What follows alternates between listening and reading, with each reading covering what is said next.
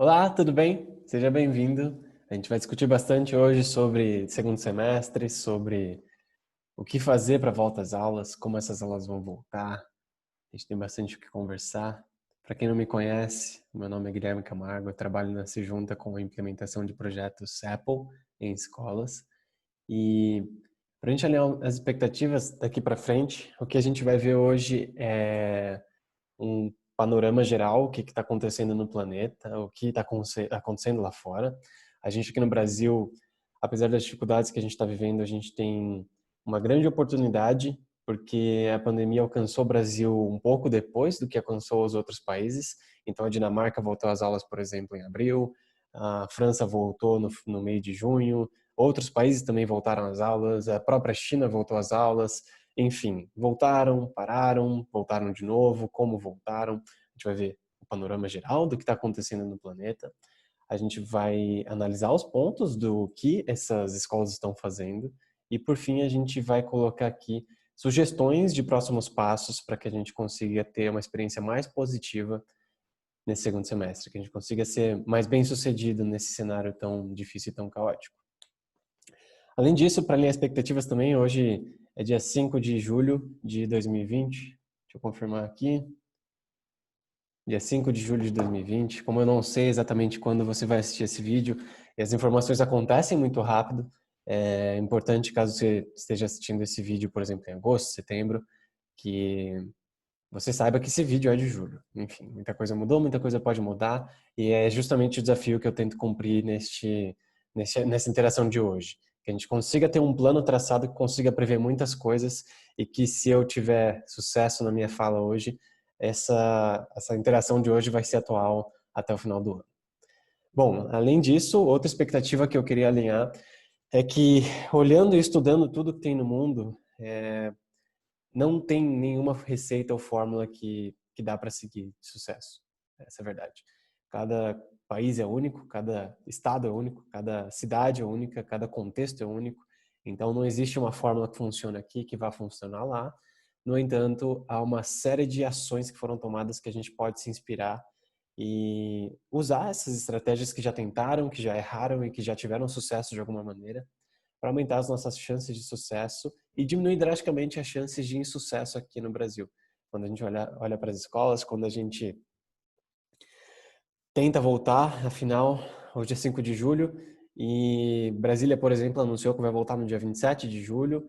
Espero que mude essa data, mas o governo do estado de São Paulo também anunciou que volta no dia 8 de setembro e agora começa uma corrida de como preparar toda a minha escola em várias esferas diferentes, pedagógica, infraestrutura, técnica, até a estratégia da própria escola para esse retorno. Bom, é isso que a gente vai falar hoje. Seja bem-vindo. Espero que você tenha um bom tempo aqui com a gente e que você aprenda bastante e consiga levar isso para frente também. A gente tomou muito cuidado, a gente fez tudo com muito carinho e eu espero que você consiga tirar bastante proveito dessa conversa. Para quem não conhece a Sejunta ela implementa dispositivos móveis em escolas, aqui no Brasil e alguns fora, poucos, mas alguns fora, foram mais de 135 participações em projetos. E o mais divertido é que cada projeto a gente aprende mais e mais e mais, e a gente sempre enriquece a experiência, a gente sempre melhora o todo. E isso é muito divertido viver isso. Desses 135 projetos foram mais de 900 formações para professores. É muita formação, é muita formação.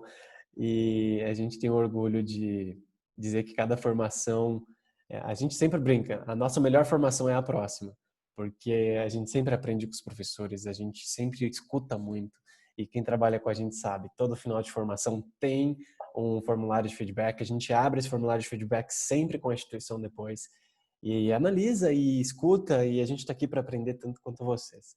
Então, 900 formações realizadas ao longo desses anos de Se Junta, foram mais de 12 mil dispositivos implementados, então a gente também trabalha com o direcionamento do dispositivo tecnicamente dizendo, e a gente precisa, quando coloca um iPad, por exemplo, um Mac na escola, garantir que isso tudo vai ser seguro, né? Então a gente trabalha nessa esfera de implementação de tecnologias na perspectiva de escala de instalação de recursos, enfim, instalar o WhatsApp em um iPad é fácil, instalar em 1000 já não é. Como que eu garanto que tudo isso está direcionado? A gente trabalha bem com isso, junto com os guias da própria Apple. E a gente já impactou mais de 25 mil alunos ao longo dessa trajetória.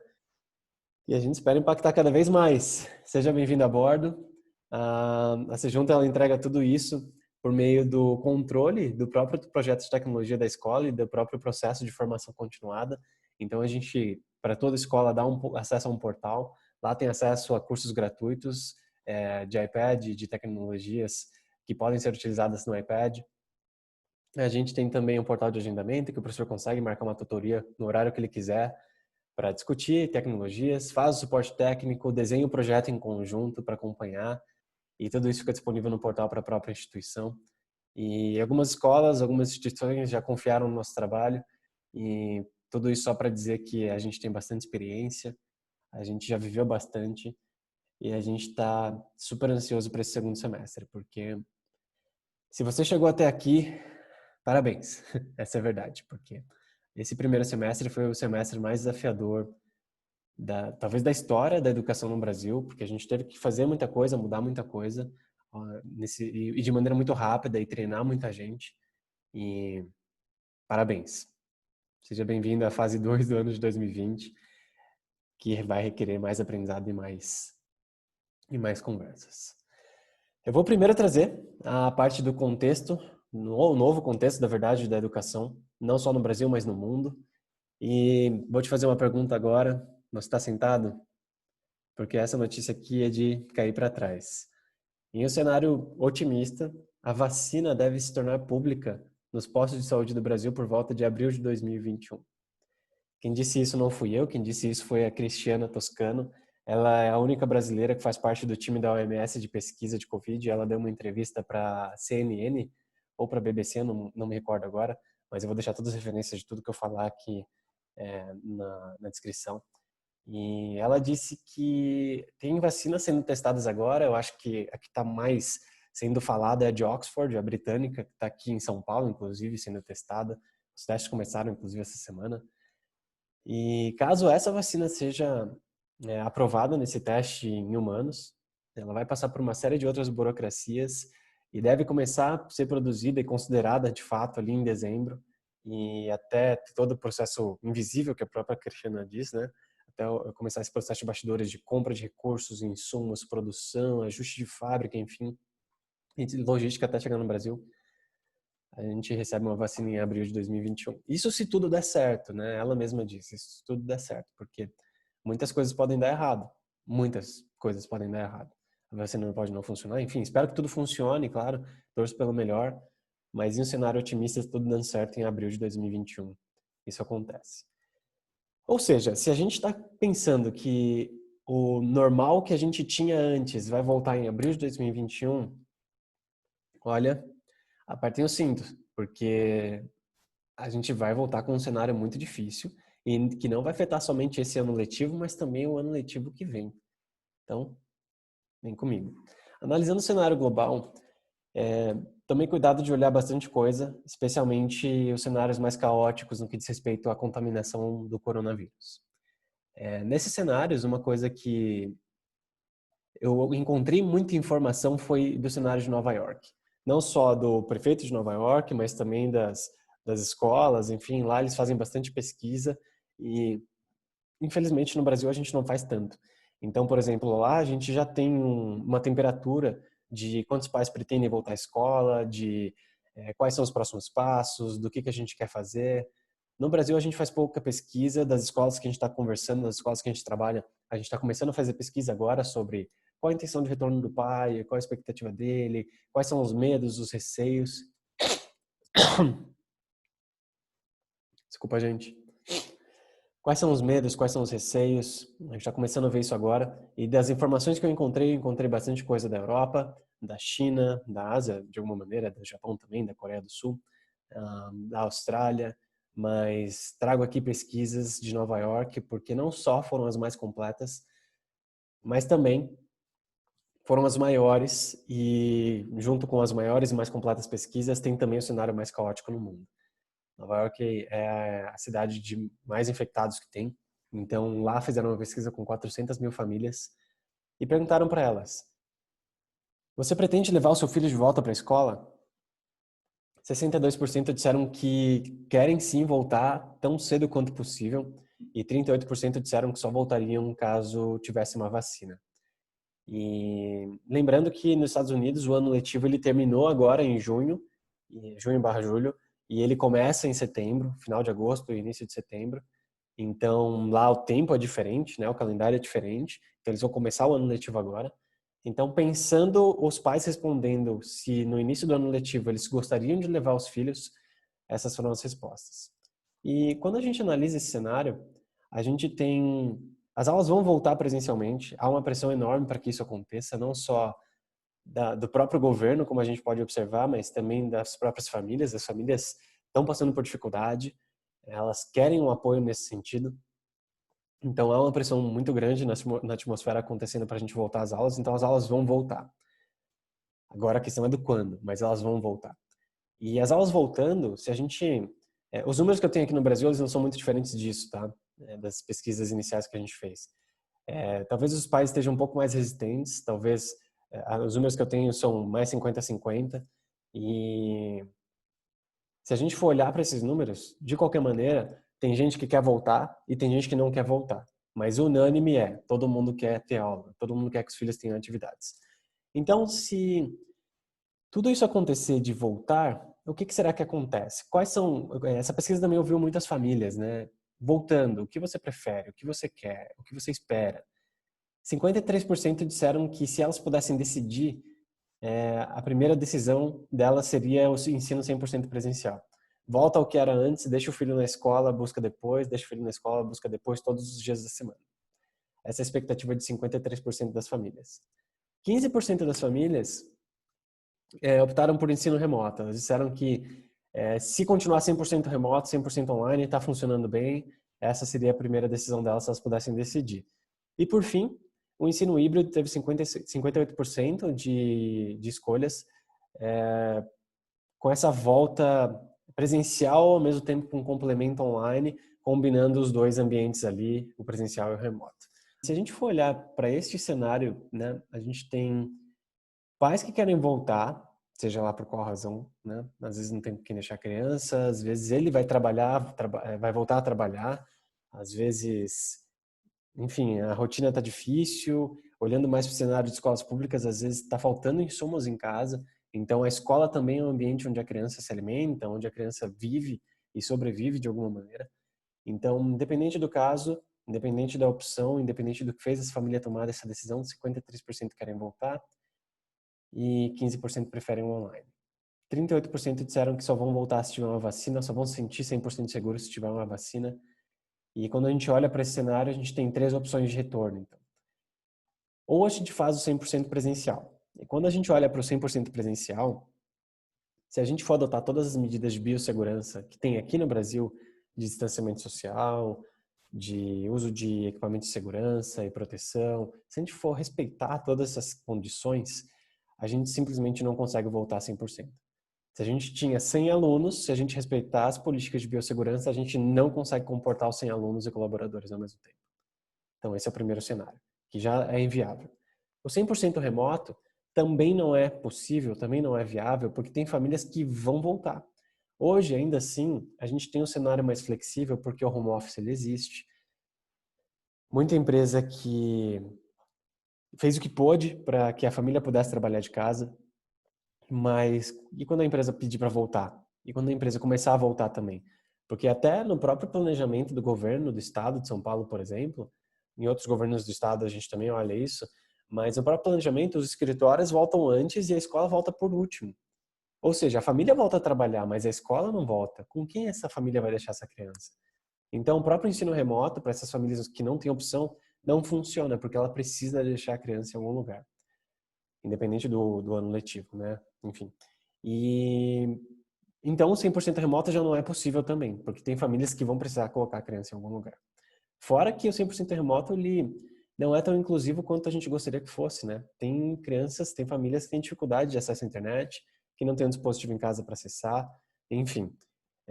Uma das análises que se faz com relação a esse período de coronavírus é que as distâncias sociais ficaram cada vez mais evidentes conforme a pandemia fosse avançando. Porque Para quem tem acesso ao dispositivo, para quem tem acesso às plataformas, às ferramentas, é possível acompanhar com um mínimo de prejuízo a educação e o desenvolvimento da criança. Mas para quem não tem, a distância fica ainda maior, o abismo fica ainda maior. Então, como esses dois primeiros cenários não são possíveis, o único cenário possível é o ensino híbrido. E a pergunta agora que fica é, ok, é muito bonito ver o Guilherme falando e analisando os cenários, mas como, né? Como que eu torno isso possível?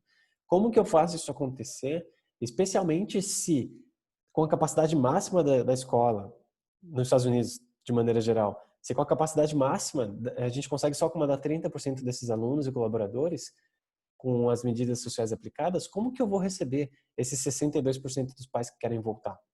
Quem disse essa frase foi uma diretora de uma escola pública em Nova York, que fica no Brooklyn, e ela falou, com capacidade máxima, se a gente fizer todos os ajustes, se a gente respeitar todas as medidas de distanciamento social, a gente só consegue comportar 30% dos nossos alunos e colaboradores.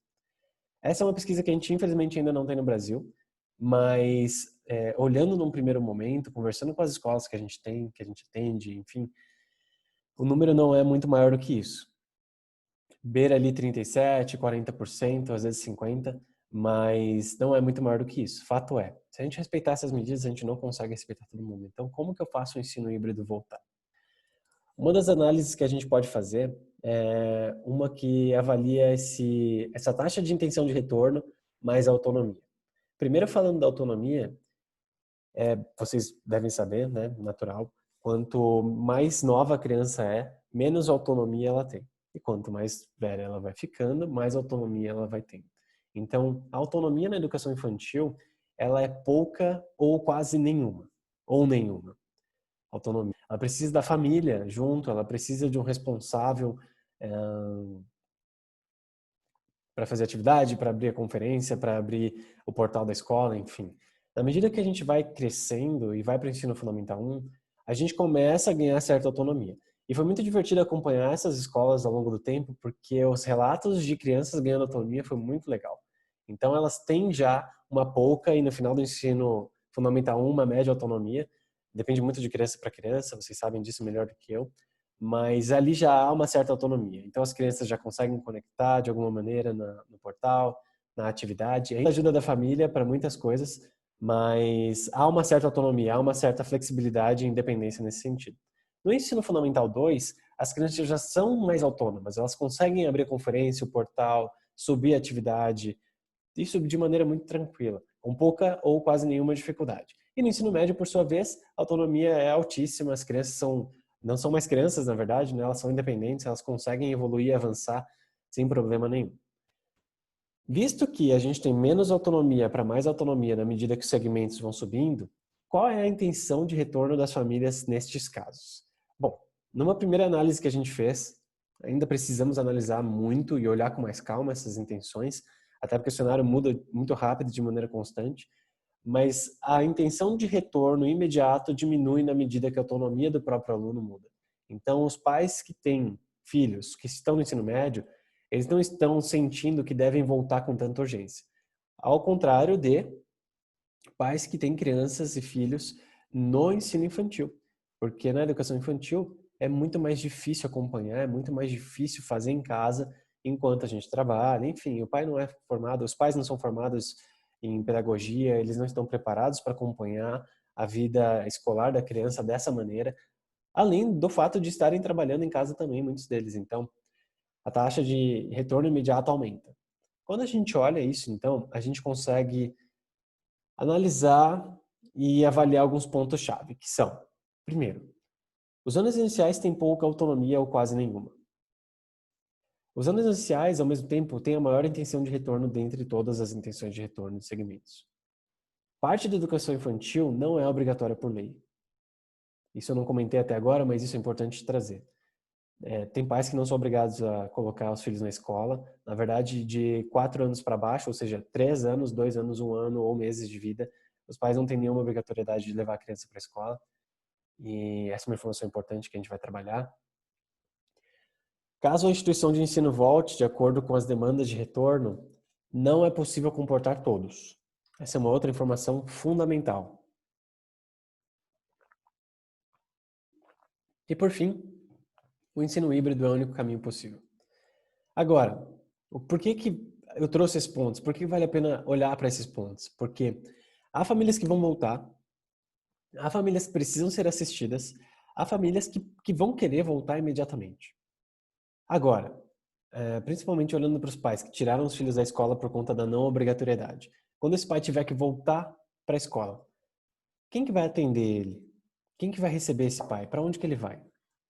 Ele vai justamente para quem tiver a melhor proposta e a melhor estrutura.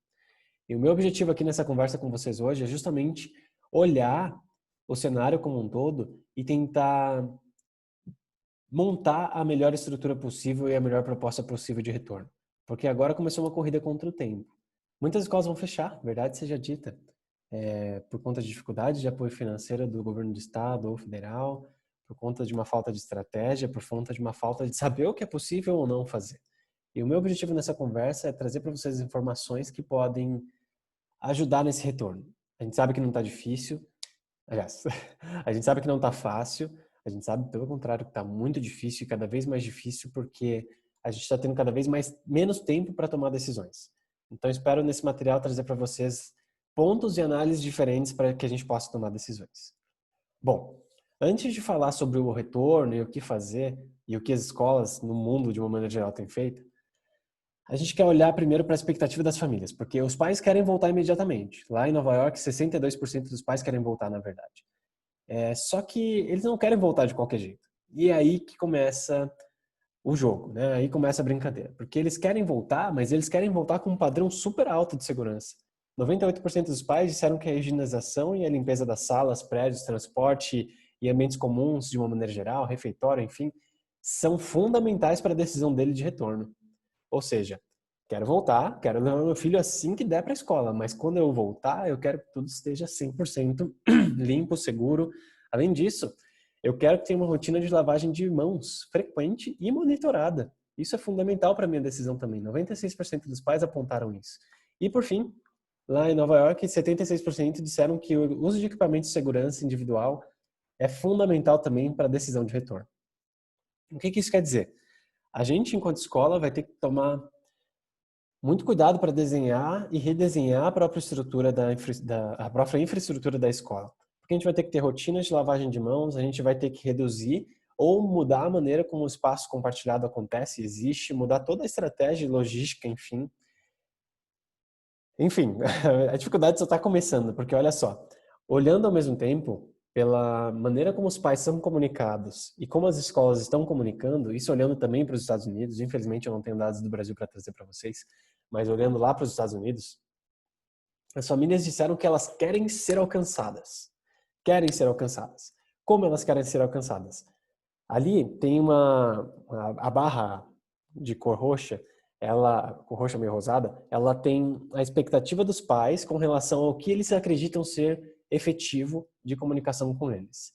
E em amarelo tem o que as escolas lá têm feito para comunicar aos pais. SMS, nos Estados Unidos existe uma cultura de SMS muito forte, então não necessariamente se aplica para cá, mas SMS, 80% dos pais disseram que SMS é muito efetivo, que é uma comunicação efetiva e que eles gostariam de receber SMS. Em contrapartida, cerca de 25, 27% ali das escolas têm mandado SMS para os pais. Indo para um caso agora que funciona mais no Brasil, por conta da cultura, ligação. Lá nos Estados Unidos, 80% disseram que ligação é muito efetivo e apenas 25%, próximo de 25%, tem recebido ligações das escolas. E-mail, em contrapartida, tem sido uma estratégia muito utilizada pelas escolas lá nos Estados Unidos, mas de uma maneira menor, em menor grau e menor nível do que as famílias querem. Videoconferências, as famílias disseram que também essas videoconferências acontecendo funcionam melhor, videoconferências em grupo com as famílias, com os pais, com as mães, com todos ali, por segmento, funcionam bem para comunicar, para trazer as novidades, os próximos passos, funciona bem, mas tem sido feita menos do que as famílias esperam. O app da escola, caso as escolas tenham, então as famílias têm esperado, 72% delas têm indicado que elas querem mais comunicação por app da escola e pouquíssimas escolas têm feito, o que não é necessariamente um problema, desde que a gente use outras estratégias, como por exemplo o portal online e o website, que são os dois outros pontos. As famílias esperam que o portal e o website estejam sempre atualizados. E esses números são americanos, mas fica aqui a pergunta: o que que a gente tem feito na nossa escola para comunicar aos pais? Será que a gente tem... Primeiro, será que a gente perguntou para eles como é que eles querem ser alcançados? Segundo, será que a gente está alcançando o suficiente? Terceiro, dessas estratégias de ligação, e-mail, videoconferência, portal, website que se aplicam melhor aqui no Brasil, será que a gente tem feito o suficiente? Ou será que a gente tem feito pouco? Porque o cenário muda muito. Nós, enquanto escola, nós, enquanto empresa que trabalha com tecnologias em escolas, a gente está super inseguro porque as mudanças são muito rápidas e a todo momento. A escola também, mudanças muito rápidas a todo momento. Muitos países viveram, inclusive, mudanças de políticas de distanciamento social. Porque antes era 2 metros, depois 1,5 metro, depois 1 metro. Ou seja, tudo muda muito rápido a todo momento, e por isso que eu fiz questão de, no início dessa fala com você, de trazer a data de hoje, 5 de julho, porque a gente não sabe o que vai acontecer. Mas olhando para cá, a gente consegue montar um plano para o futuro, que seja de longo prazo, que não seja imediato para o retorno, que a gente consiga uma estratégia efetiva para o futuro. E olhando para cá, fica a reflexão: será que a gente, enquanto escola, está comunicando o suficiente?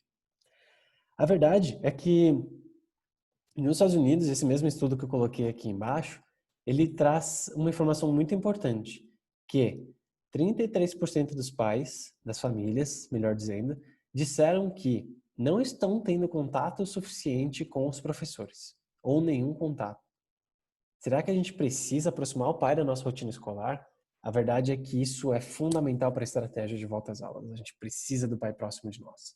Principalmente porque mesmo o pai mais feliz com a escola hoje, no final do ano, se o filho, se a criança não tiver alcançado a expectativa pedagógica, adivinha quem vai reclamar da gente? O pai que estava feliz.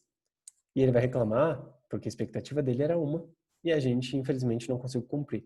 Porque essa mudança toda na pandemia teve um impacto pedagógico no desenvolvimento das crianças. Ok, a gente viu então quais são as expectativas da família, a gente viu que as famílias querem ser alcançadas, a gente viu que as famílias querem receber mais informações nossas, mas antes de mandar qualquer comunicação para a escola, da escola para a família, melhor dizendo, que comunicação eu mando, né? Porque eu preciso desenhar a minha infraestrutura, eu preciso saber como eu retorno, como eu volto, enfim. O chanceler da cidade de Nova York, ele cuida do Departamento de Educação de Nova York, falou o seguinte: a gente não pode falar sobre um retorno igual a como vivíamos antes, porque os nossos alunos e famílias nunca foram entrevistados e nunca tiveram as opiniões levantadas da maneira como a gente está fazendo hoje. Ou seja, voltar como era antes é um maior erro que a gente pode cometer. Porque eu não gosto muito de usar porque isso já está sendo extremamente utilizado, mas há um novo normal, há uma nova realidade. A gente vai voltar com novas condições, com novas características de comportamento em sociedade. A gente vai voltar de uma maneira diferente. Então a gente não pode se pautar no que acontecia antes, primeiro, porque a realidade mudou, segundo, porque a gente agora está começando a perguntar para as famílias. Agora a gente está começando a ouvir as famílias o que elas querem. E quando a gente começa a fazer considerações sobre esse retorno, as expectativas com relação a esse retorno diz respeito a 5 pontos principais. O primeiro deles é a segurança física. A gente precisa garantir que o espaço físico da instituição vai privilegiar uma segurança global das crianças, dos colaboradores principalmente. Um acesso a todos, porque o ensino híbrido ele compreende o físico, sim, mas o remoto também. Será que todas as famílias têm acesso às condições necessárias para que o remoto funcione bem? A gente precisa fazer esse levantamento. Apoio emocional. Gente, tá difícil para todo mundo. Tá difícil para diretoria, tá difícil para coordenação, tá difícil para os professores, tá difícil para as famílias, tá difícil para as crianças, tá difícil para toda a hierarquia que se possa imaginar. E o apoio emocional, ele é fundamental nesse caso.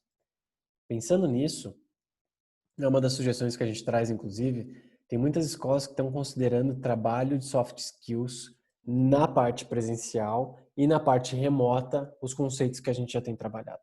Porque se a criança vai ter a oportunidade de viver em sociedade, em conjunto, num coletivo, por um espaço de tempo, a gente tem que aproveitar esse espaço de tempo para fazer o apoio emocional, para acompanhar eles todos e também os nossos colaboradores, a gente não pode esquecer deles. O apoio pedagógico ele também é fundamental, porque olhando especialmente para a educação infantil, a gente tem que quase que virar uma consultoria para os pais. Essa é a verdade. Porque eles precisam de muita ajuda, eles precisam de muita orientação e de muito apoio. Então, quando a gente olha nos estudos lá em Nova York, esse mesmo estudo ele é muito completo, então tem muita informação, 95% das comunicações das famílias com a educação infantil têm sido com relação à alimentação, porque requer muito cuidado, requer é muito detalhe para as crianças pequenas, a rotina é muito desafiadora. Então, o apoio pedagógico ele é fundamental, principalmente considerando essa volta do segundo semestre, porque vamos voltar sob novas condições e a gente precisa que o presencial e o online sejam complementos um do outro, que façam uma esfera ali que atenda, na medida do possível, melhor, entregue a melhor experiência para a família, para as crianças e para os colaboradores. E por fim, considerações relacionadas ao próprio aprendizado. A gente precisa repensar a estrutura, porque no cenário otimista, uma vacina vem em abril de 2021. O que isso quer dizer? A gente fez muitas adaptações nesse primeiro semestre, mas a gente vai precisar fazer ainda mais para esse segundo, e não só para o segundo semestre, mas também para o ano de 2021. Então a gente precisa pensar melhor sobre como atender e como entregar as expectativas de ensino-aprendizagem que a gente, dentro da própria instituição, definiu. Então, quando a gente vai conversar sobre isso, a gente precisa considerar aprendizagem baseada em projetos, a gente precisa considerar aprendizagem baseada em desafio, a gente precisa considerar novas estratégias que o ensino híbrido, inclusive, solicita, porque a gente vai até o ano que vem dessa maneira. E depois que tiver uma vacina, tem também uma curva até todo mundo ser vacinado, até tudo acontecer. E essas conversas precisam ser feitas e alinhadas com todos os responsáveis e famílias. A gente precisa discutir isso, a gente precisa medir isso. E quando a gente olha lá para fora, quais foram os pontapés iniciais que foram tomados? A gente analisou documentos de vários países. Ali à direita tem uma espécie de legenda, né? Então tem China, Reino Unido, especialmente olhando ali para a Inglaterra. Tem os Estados Unidos, Alemanha, França, Japão, Brasil, Austrália, Dinamarca e o globinho que representa uma ação tomada em todos eles, né? Documentos encontrados em todos eles. Infelizmente não tem tanto documento quanto eu gostaria de trazer para vocês. Tem muito documento, tem muita coisa, mas não tem todas as respostas, igual eu disse lá no início. Então, o que eu vejo que está acontecendo que a gente tem que considerar caso a gente não esteja considerando ainda? Termo de consentimento. Esse eu vi aqui no Brasil. Eu não encontrei documentos e relatos com as pessoas que eu conversei fora sobre isso, mas a justificativa de ter um termo de consentimento é o seguinte: por mais que a gente melhore a estrutura física da escola, por mais que a gente adote todas as medidas de biossegurança, por mais que a gente use máscara, por mais que a gente envolva as crianças em plástico bolha, infelizmente não dá para garantir que a criança, o colaborador, não vai ser contaminado. Não dá para garantir. O coronavírus é uma coisa que ainda é muito nova, tem muitos estudos sendo feitos sobre como ele é transmitido, enfim, e a gente não consegue garantir, essa é a verdade. Então, o pai querer levar para a escola, aqueles 62% que querem levar, eles precisam estar cientes de que há riscos. Ao mesmo tempo, eles precisam estar cientes de todas as outras coisas que a gente está fazendo para proteger a criança, o colaborador, a família, a comunidade de uma maneira geral. Então, por isso que o manual de boas práticas também é importante. Isso, de uma maneira global, foi adotado, né? Cartilhas, informativos na parede das escolas, comunicação por e-mail, SMS, seja lá como for, mas comunicação para os pais dizendo como que a criança deve vir para a escola. Se a criança estiver com estado febril, ela não vai entrar e o pai precisa saber disso. Se a criança estiver em estado febril dentro da escola, ela precisa ser isolada e o pai precisa buscar imediatamente a criança. Enfim, tudo isso precisa estar ali dentro de um manual de boas práticas, esse manual precisa ser comunicado. Uma outra situação que a gente viu muito fora foi a testagem de Covid para todos os colaboradores, para saber se eles já tiveram contato, estão imunizados e para saber se eles estão infectados exatamente agora. Foram testes, os documentos eles apontaram que foi realizado testes na Alemanha, França, Japão e na China. E isso é fundamental, justamente para garantir aquele pai que quer voltar, que quando ele for voltar, ele vai voltar de uma maneira segura. Os equipamentos e o uso de equipamentos de segurança foram, de uma maneira global, adotadas, então, máscaras, face shield quando possível, faixas de isolamento, inclusive na Dinamarca eles dividiram por faixas, eu não sei exatamente como dizer, mas os guardas de trânsito aqui em São Paulo usam muito faixas amarelas e pretas, rajadas, para isolar determinadas áreas. Então, faixas desse tipo foram utilizadas dentro da sala de aula para garantir o isolamento, e políticas muito sérias com relação a comportamento foram adotadas também. Capacitação dos funcionários quanto à nova rotina.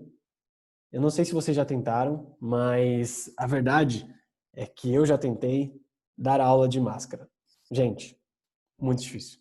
Requer muita disciplina. Muita, muita, muita disciplina. E aí, o que a gente precisa fazer é que os professores entendam e cumpram isso. Ou que as regras sejam determinadas de uma maneira que deixe bem claro quando pode e quando não pode dar aula sem uma máscara, por exemplo. Lá na Dinamarca, por exemplo, o que eles disseram foi, dentro da sala tem uma faixa que divide os alunos do professor. Se o professor estiver a 1 metro dessa faixa, ele pode dar aula sem máscara. Se ele estiver dessa faixa em diante, ele tem que usar máscara de maneira obrigatória. Então, a gente precisa capacitar os professores com relação a essa nova rotina, com relação a essas novas regras, e a gente precisa que o professor faça parte disso. Precisa que em todas as esferas da escola o discurso esteja bem alinhado. E tudo isso, se estiver bem alinhadinho, vai dizer para o pai o seguinte, olha, a gente está pronto, todas as esferas aqui estão dialogando para funcionar melhor, para receber você e sua família. Venha. Então, a gente precisa que todo mundo esteja bem alinhado com relação a isso. A gente precisa também repensar os espaços físicos, então os espaços comuns, bebedouros, enfim, tudo isso precisa ser urgentemente repensado. De uma maneira geral, as escolas fora repensaram. As visitas e matrículas precisam ser online, porque não cabe um externo, uma pessoa que não está na rotina escolar, que a gente não tem controle se está fazendo isolamento social ou não, se está infectado ou não, vir para a escola. Então, as escolas lá fora proibiram a visita dos pais à escola, especialmente para matrículas, e a estratégia que adotaram foram de matrículas online. Então, até tour online, inclusive. No Brasil, eu sei que já estão começando discussões sobre isso, mas lá fora, de maneira global, assim, começou o processo de matrículas. Matrícula é uma coisa importante de dizer e de lembrar, porque essa política muda de país para país, né? Então, por exemplo, nos Estados Unidos, essa questão toda de educação infantil e educação básica, ela é pública. Então, na Dinamarca também. Então, não existe bem um processo de matrícula como existe no Brasil. Mas esse ponto funciona muito melhor no Brasil, porque a gente precisa facilitar o processo de matrícula dos pais. Por fim, protocolos que eu observei na Austrália, Japão e na China, de medir a temperatura dos alunos pelo menos 2 vezes por dia. Assim que ele entra, para saber se ele pode ou não entrar, e assim que ele sai, para registrar tudo e falar, ó pai, ó família, seu filho saiu daqui bem. Então ele não foi sintomático durante o período escolar. E registrar isso sempre. E ter um sistema para registrar isso é melhor ainda.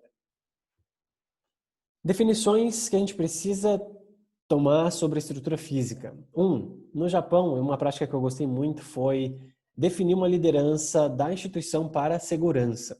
Então, uma pessoa que vai cuidar da logística de lavagem de mãos, uma pessoa que vai cuidar da logística de uso de EPIs e garantir que tudo isso está sendo respeitado, enfim. A gente precisa de um líder de segurança. Horários separados de entrada e de saída, isso de maneira global. Então, se entra às 7, vai entrar particionado. Vai entrar turmas 1 e 2, às 7 até às 7h10. Turmas 3 e 4, das 7h10 às 7h20. Então, tudo isso para evitar aglomerações dentro da escola.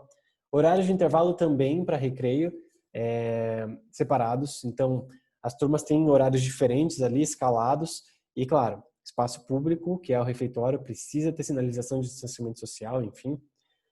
E práticas que eu vi na China e na Inglaterra de isolamento completo dos sintomáticos, seja colaboradores ou seja alunos. Ter um espaço, muitas escolas aqui no Brasil começaram a considerar para isso já o ambulatório, mas caso não tenha um ambulatório na sua escola, você precisa ter um espaço de isolamento. Precisa ter um espaço em que essa pessoa vai ser recebida, vai ser de alguma maneira tratada e, enfim, no primeiro momento tratada, e se possível ou se necessário, levada, encaminhada para casa ou para o hospital. Porque o que vai acontecer a gente não consegue garantir que não vai ter contaminação. Simplesmente não consegue garantir. Então, entendam isso, vai ter. vai ter contaminação. Vai ter contaminação no time da Se Junta, vai ter contaminação nas escolas, vai ter contaminação no corpo docente. A gente vai pegar coronavírus. Não tem como controlar, infelizmente. Até sair uma vacina, a gente corre esse risco. Agora, quando isso acontecer, o que a gente vai fazer? Então, por isso, inclusive, por não conseguir controlar, independente das medidas que a gente esteja adotando, escolas na França abriram e fecharam, escolas na Coreia do Sul abriram e fecharam, escolas na China abriram e fecharam. Então, a gente precisa estar pronto, porque vai acontecer, infelizmente, é uma coisa que foge do nosso controle, mas o que a gente precisa saber é o que fazer e como lidar quando acontecer. Então, a estrutura física precisa comportar isso. Uma coisa que eu vi nos Estados Unidos, que foi muito legal, foi um mapeamento de comorbidades e grupos de risco dentre colaboradores e também dentre alunos. Porque aquele percentual de famílias que quer voltar, a gente espera que o filho dele não seja do grupo de risco. E a escola, a instituição de ensino precisa ter uma política com relação a grupos de risco. Porque se a criança, se o colaborador for do grupo de risco, o que a gente faz? Acho que vocês já estão pegando a ideia, né? A gente vai para o online, a gente não quer receber, a gente não pode receber isso. Essas famílias que têm criança com grupo de risco e nem colaborador que tem grupo de risco, que está em grupo de risco. Utilizar adesivos indicadores de distanciamento social. Eu vi isso na França, na Alemanha e no Reino Unido também, que eles prepararam o ambiente com adesivos que pudessem colocar, por exemplo, o espaço da cadeira tenha que estar na sala de aula, qual lugar vai ter que estar, enfim, no refeitório onde que senta.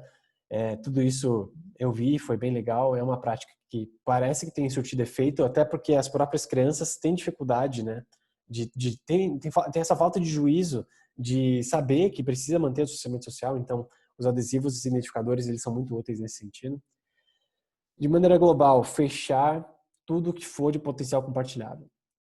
Bebedouros, tomar cuidado com o banheiro, enfim, tudo isso é fundamental para garantir a segurança do todo, do coletivo.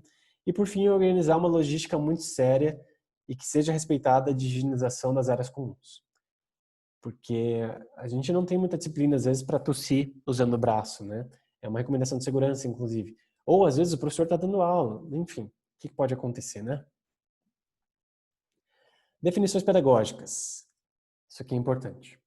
Essa talvez seja a parte mais difícil.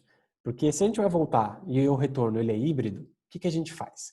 Então, lá na Dinamarca e Estados Unidos, eles já começaram a colocar times dedicados para o ensino online e o ensino presencial. E isso eu estou vendo começar no Brasil também, e a gente tem recomendado isso, por conta do seguinte: tem muita variável, uma delas é comorbidade, outra delas é taxa, intenção de retorno dos pais, e outra delas é o ensino híbrido. Então, se a gente tem essas três variáveis a gente tem pessoas que não vão poder voltar porque são do grupo de risco, sejam elas colaboradores ou sejam elas alunos. A gente tem um ensino híbrido, porque respeitando as medidas de biossegurança, a gente não consegue comportar todo mundo ao mesmo tempo. Então, a gente vai ter um rodízio de alunos. Agora, se eu vou ter um rodízio de alunos, eu vou precisar que parte seja online e parte seja presencial. Visto que isso vai acontecer, por que não considerar aqueles professores que estão se desenvolvendo super bem no online, deixa eles online, ou então quem tem comorbidade, deixa online já, e quem não tem comorbidade ou quem teve dificuldade com o ensino remoto, que venha para o presencial. E aí a gente consegue maximizar o sucesso das duas esferas. Então, times dedicados para isso. E algumas escolas estão fazendo o seguinte, e aqui no Brasil eu tenho conversado muito sobre isso, e algumas escolas têm considerado o seguinte: caso eu tenha mais de uma unidade, a aula de história na unidade 1, 2 e 3, ela é muito próxima. Então, um professor dá aula online para todos os alunos que estão online, porque felizmente a aula online ela pode comportar mais do que 30 alunos, por exemplo. Então, esse professor dá aula online e os outros dois eles se dividem no presencial e vão fazendo rodízio. Enfim, são várias as possibilidades, mas uma coisa que a gente precisa considerar, não quer dizer que é o caminho certo, tá? Igual dizendo, não tem uma fórmula de bolo, não tem uma receita de bolo, melhor dizendo, que a gente siga e que vá ter sucesso.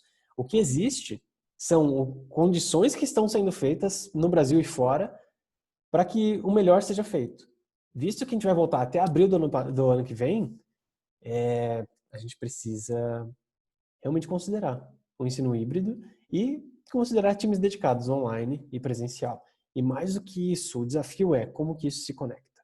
Bom, pensando em como isso se conecta, muitas escolas têm pensado em fazer da aula presencial o trabalho de soft skill, ou seja, de habilidades que são humanas.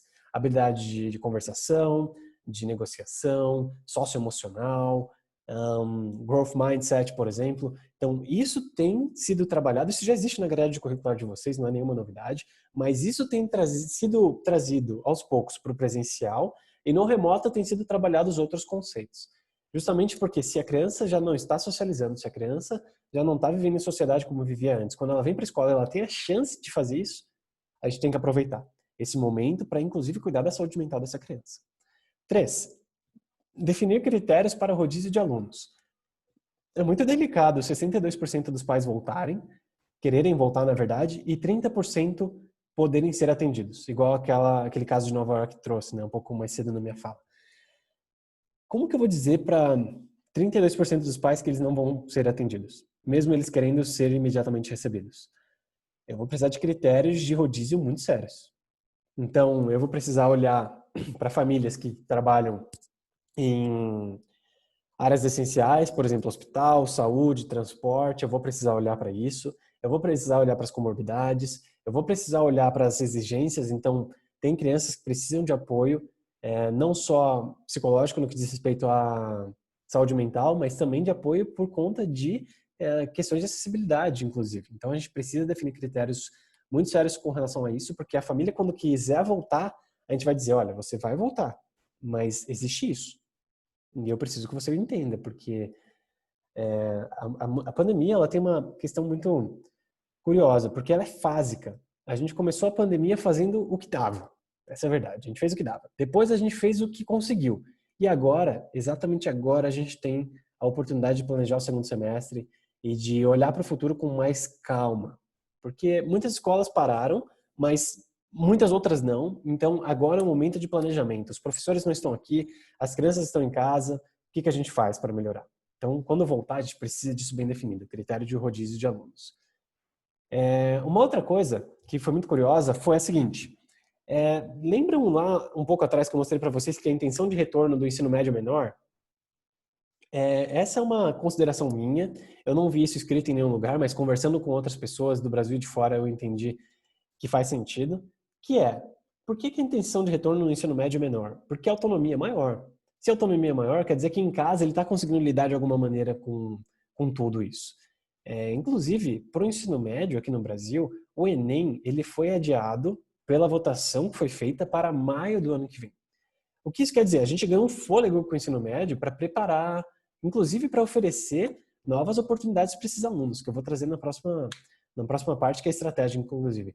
Mas se esses alunos do ensino médio estão conseguindo acompanhar o ensino remoto e estão satisfeitos com isso, por que voltar? Está funcionando bem? Por que voltar? Então, qual é a consideração que está sendo feita nesse exato momento? Uma otimização do espaço físico da própria escola. Então, o ensino médio, de repente, não volta, parte do ensino fundamental 2 não volta, e a gente usa os espaços físicos que estavam destinados para essas turmas para atender a educação infantil, o ensino fundamental 1 e parte do fundamental 2. Porque com o distanciamento social, a gente só consegue atender 30% das famílias. Agora, quais são os 30% que a gente vai atender? Fica a reflexão. Então, parte dos segmentos foram 100% online. Não em todas as escolas, naturalmente, escolas decidiram por si, mas é uma coisa que eu vi acontecer e que eu acho legal trazer para vocês. Por fim não, né? Tem bastante coisa para conversar ainda. Deve ter uns 15 minutos de conversa ainda com vocês. Mas uma outra coisa, mapeamento de dispositivos tecnológicos. Assim que aconteceu o final do ano letivo nos Estados Unidos, eles pararam e pensaram, tá, quem que precisa de dispositivos? Fizeram uma varredura lá, famílias que precisavam de dispositivos, e eles estão comprando dispositivos aos poucos para entregar para as famílias. Na verdade, o número mais atual que se tem é que vão comprar, se eu não me engano, 500 mil iPad. É muita coisa para entregar para as famílias. Mas esse mapeamento de tecnologias, de docentes e de alunos é fundamental, porque o ensino híbrido vai acontecer e a gente, infelizmente, não pode contar com o dispositivo que existe na ponta, porque às vezes o dispositivo não existe. Então, como que a gente faz a família acompanhar tudo isso? 3, essa é uma consideração da Se Junta, desenvolver a aprendizagem baseada em projetos, porque no ensino híbrido a gente sempre entende que um é complemento do outro. Eles não podem ser afastados, não podem ser isolados um do outro. A gente tem uma coisa aqui e uma coisa lá. Não, tem que dialogar um com o outro. Então, o que eu tiver no presencial tem que ser continuado de alguma maneira no remoto. E como vai ter um rodízio, a gente também vai fazer uma inversão, né? Porque alguns alunos vão começar no presencial e depois vão continuar no remoto, e alguns vão começar no remoto e vão para o presencial. Então, essa engrenagem tem que girar bem. E a aprendizagem baseada em projetos faz com que isso aconteça de uma maneira mais fluida. Uma outra questão é a questão de revisão de conteúdo e plantões. Na França, eles aceleraram a abertura das escolas porque eles sentiram que a questão social estava ficando muito, muito, muito pior. Porque as crianças pobres, de famílias pobres, estavam tendo um abismo ainda maior com relação à desigualdade social. Então, eles anteciparam o retorno das aulas justamente pensando nisso. E no Brasil não é muito diferente. Então, a gente precisa voltar, porque o ensino remoto aconteceu? Aconteceu. Todo mundo conseguiu acompanhar? Infelizmente não. Infelizmente não. Eu gostaria muito que todos conseguissem acompanhar, mas infelizmente não. Tem criança que foi trabalhar para ajudar as famílias, tem criança que não tem internet em casa, tem criança que tem internet, mas não funciona muito bem, tem criança que não tem um dispositivo, tem criança que usa o celular da família, mas às vezes a família precisa usar o celular no meio da aula. Então, uma estratégia de revisão de conteúdo e plantões e retomada nesse sentido faz muito sentido. E eu estou vendo isso acontecer no Brasil, inclusive.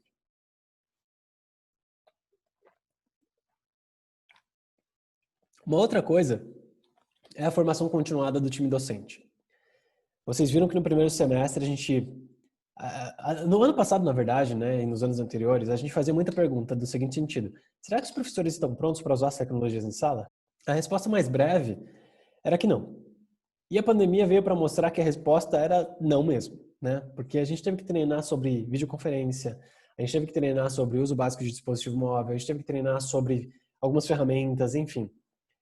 Não à toa que por isso a CIJONTA liberou de graça todos os cursos de iPad que tem, né? São 10 cursos disponíveis lá e se quiser, inclusive, podem fazer. Mas a formação continuada é parte central dessa estratégia, porque eu vou precisar que esse professor conecte o presencial com o online. Olha o desafio. E ele não tem experiência nisso, ou tem pouca experiência nisso. Como que a gente faz isso? Definições estratégicas. Essas são coisas que nós, por ser uma consultoria, conseguimos trazer para vocês, porque a gente tem acompanhado projetos ao longo do tempo, tem acompanhado escolas ao longo do tempo.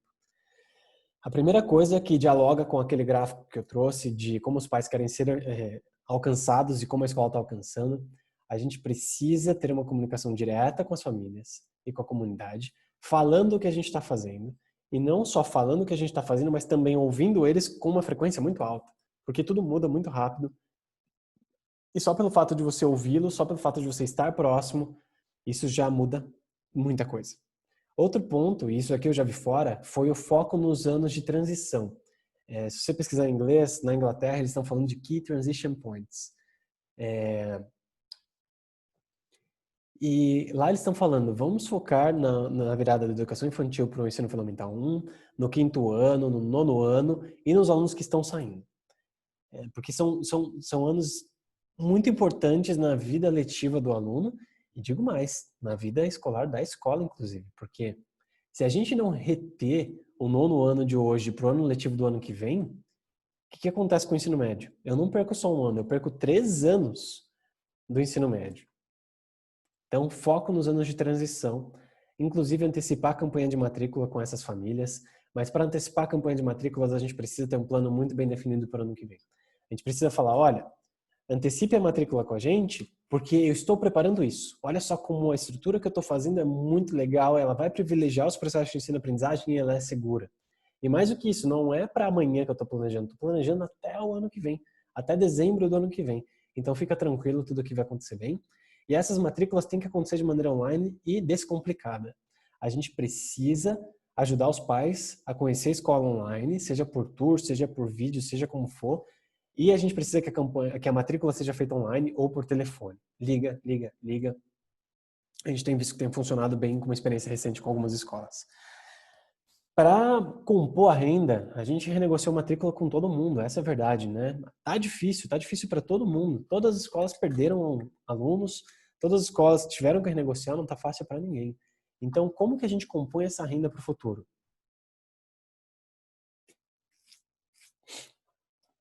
Então, como que a gente compõe essa renda para o futuro? A gente pode desenvolver novos serviços. Um dos serviços que podem ser oferecidos é, por exemplo, clube de códigos, como extracurricular. Pode ser oferecido, de repente, enfim, várias atividades extracurriculares que não só recebam a família que está matriculada, mas também famílias que não estão matriculadas na grade comum. A presença digital precisa ser feita, então precisa ter um trabalho em mídias sociais, precisa ser feito um trabalho de vídeo contando o que está acontecendo na escola, os professores precisam compartilhar os testemunhos, a gente precisa coletar o testemunho das famílias para compartilhar com os outros pais o que está acontecendo, e tudo isso precisa dialogar com esse plano que a gente vai desenhar para o futuro. Porque quando a gente faz isso, a gente consegue mostrar para o pai que o que a gente fala está acontecendo e que o que acontece a gente está comunicando. E está comunicando melhor do que antes, inclusive. De uma maneira global, tem que ser feito investimentos. Infelizmente, não tem outra decisão a ser tomada. A gente precisa investir na infraestrutura da escola, a gente precisa investir em separador de fila, a gente precisa investir em medidor de temperatura, a gente precisa investir em muitas coisas, em muitas coisas.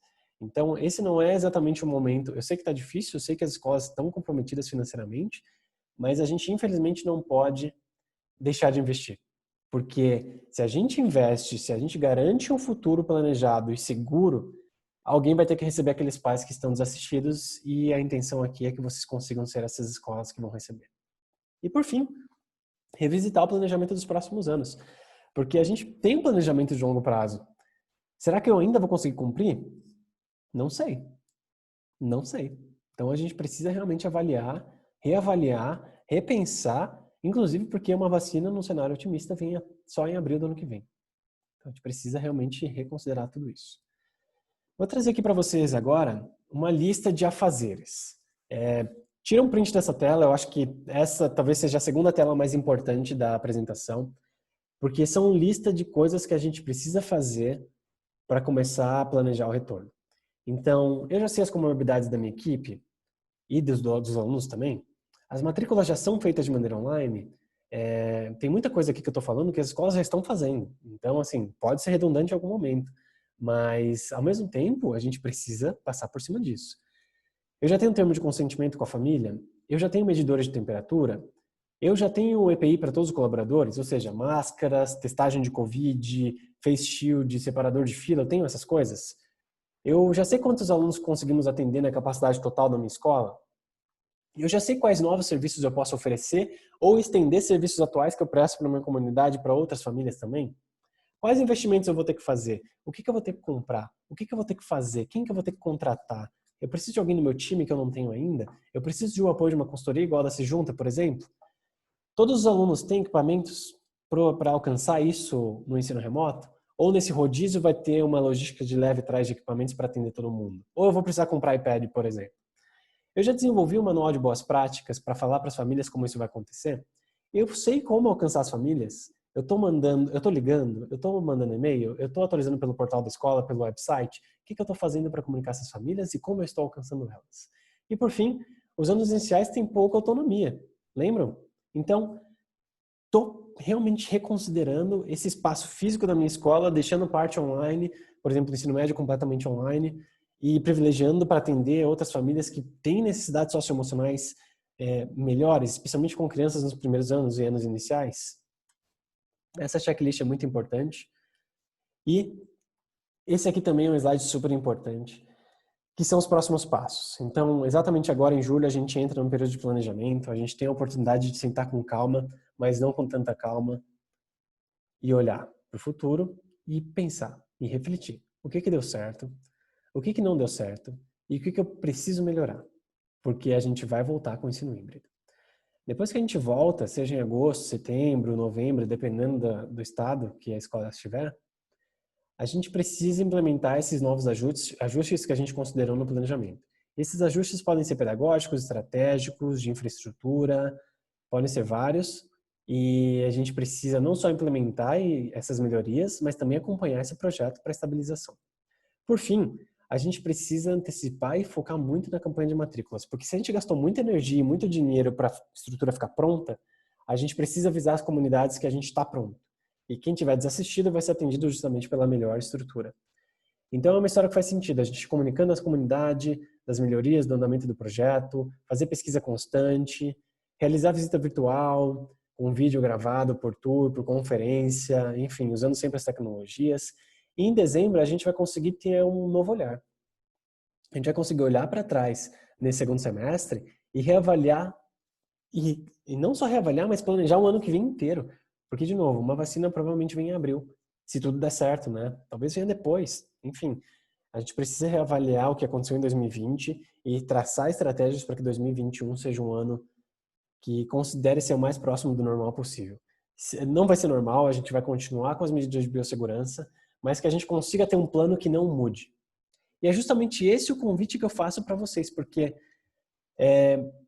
pensando nos cases de sucesso que a gente teve, no que a gente está fazendo, apesar de ser impossível, e é impossível, as famílias querem previsibilidade. É isso que as famílias querem, elas querem saber o que vai acontecer. Então, por conta disso, o nosso plano, não só para esse segundo semestre, mas principalmente para o ano de 2021 inteiro, ou seja, de julho de agora até o dezembro do ano que vem, esse plano precisa conter e prever eventuais atualizações na legislação que possam fechar ou abrir novamente as escolas. Porque uma coisa que a gente não sabe ainda é, e se tem um caso de coronavírus em uma escola na zona norte de São Paulo? Vai fechar?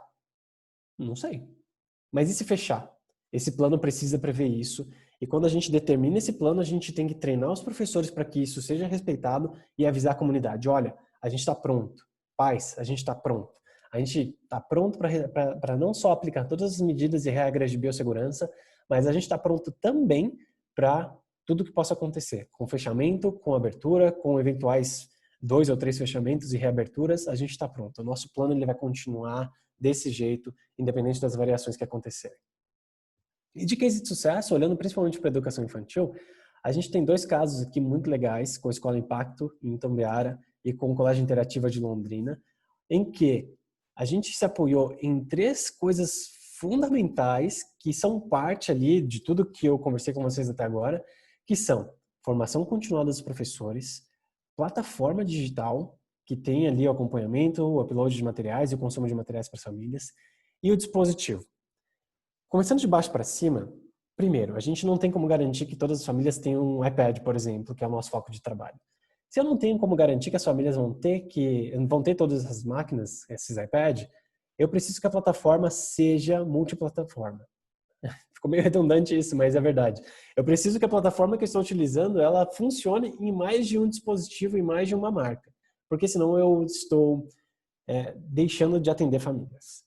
E a formação continuada, ela precisa ser constante. O desenvolvimento profissional dos professores precisa ser constante. Então, um exemplo que a gente dá aqui de formação, e essa é a estrutura que a gente adotou ao longo do tempo e tem funcionado super bem, é o curso online da Sejunta, aqui no caso o GarageBand, que ajuda os professores a aprender sobre a ferramenta, a fazer um podcast, a gravar um áudio, a tocar um instrumento. Depois que ele fez esse curso online, tem a formação síncrona, que a gente pega esse conhecimento que ele teve online, de apertar o botão, de usar a ferramenta e de aprender sobre a ferramenta, e integra com a rotina escolar.